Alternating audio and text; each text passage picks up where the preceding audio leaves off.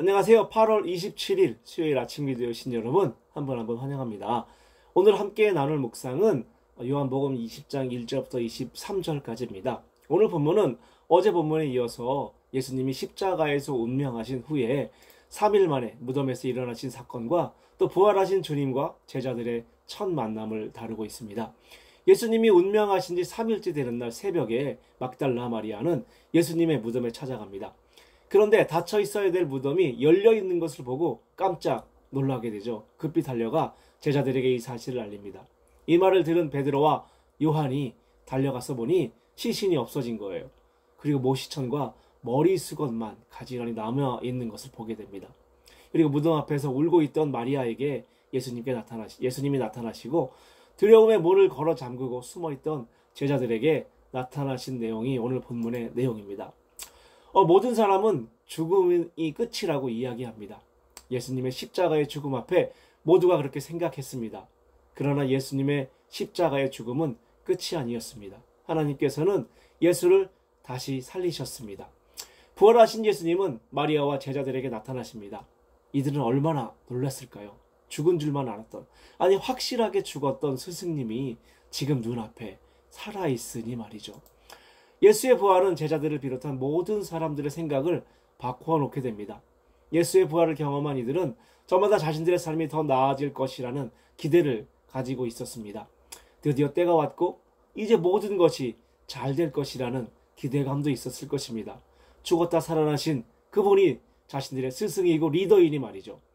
하지만 예수의 부활은 많은 사람들이 바라거나 생각하는 방식대로가 아니었습니다.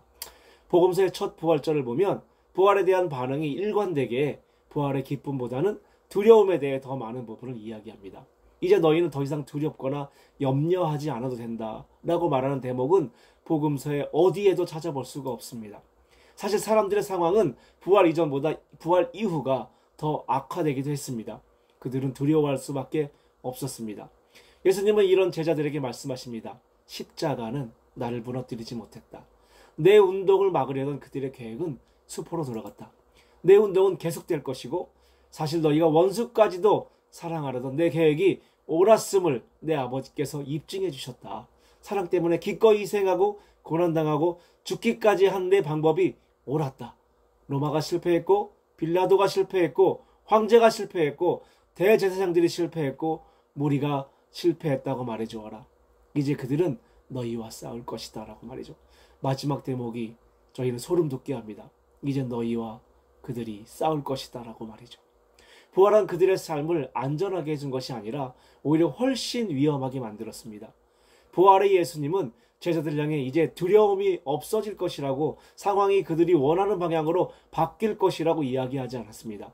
예수님의 부활을 경험한 이들에게 예수의 부활은 위로가 아니었습니다. 아이러니하게도 예수님이 부활 후 제자들에게 하신 첫 마디는 너희가 평안하기를 바란다 라는 말이었습니다. 예수의 부활로 제자들의 상황은 훨씬 악화되었는데 예수님은 그 상황 속에서도 평안하기를 바란다라고 말씀하십니다. 어떻게 그럴 수 있을까요? 예수의 부활은 두려움에 떨고 있는 이들에게 새로운 희망이 되었기 때문입니다. 이 희망은 우리의 삶이 잘 풀리리라는 그런 희망이 아니라 오히려 죽음으로 부르는 희망이었습니다. 우리가 도저히 이해할 수 없었던 이기심과, 해결할 수 없었던 이기심과 죄와 두려움과 탐욕으로부터의 죽음을 뜻했기 때문입니다. 제자들의 상황은 더 악화되었지만 그들에게 이 상황은 더 이상 중요하지 않았습니다. 자신들에게 두려움을 주고 있는 상황을 뛰어넘는 더 큰 희망을 보았기 때문입니다. 이 희망이 많은 변화를 몰고 왔고 예수의 부활을 경험하고 나서야 그들은 진정 예수를 따르는 제자라 불렸습니다. 주님이 말씀하신 평안의 의미를 비로소 이해한 것이죠. 예수가 부활하고 2000여 년이 지난 지금 우린 예수의 부활을 기념하고 믿고 따르고 있습니다. 우리의 관점에서 부활은 2000년 전의 제자들처럼 언젠가 어둠의 긴 터널이 끝이 올 것이다. 겨울이 지나고 봄은 반드시 오고 꽃은 피어난다. 모든 게 다 잘 될 것이다 라는 막연한 기대감을 갖기도 합니다. 하지만 예수님의 십자가는 자랑도 정복도 승리의 증포도 막연한 기대감도 아니었습니다. 예수의 십자가는 우리를 향한 하느님의 사랑의 끝을 보여주신 것입니다. 예수님 그 사랑을 경험한 자들에게 분명하게 말씀하셨습니다. 내 십자가를 지고 내 자신에 대해 죽고 나를 따르라라고 말이죠. 그렇게 할 때 비로소 우리는 부활의 희망을 맛볼 수 있다고 말씀하십니다. 오늘날 살아가는 우리에게 예수의 부활이 중요한 이유이기도 합니다. 오늘 하루 이 부활의 주님과 동행하시는 저와 여러분이 되었으면 좋겠고요. 이 부활의 희망이 저와 여러분의 희망이 되었으면 좋겠고요. 예수의 평안이 저와 여러분의 평안이 되었으면 좋겠습니다. 감사합니다.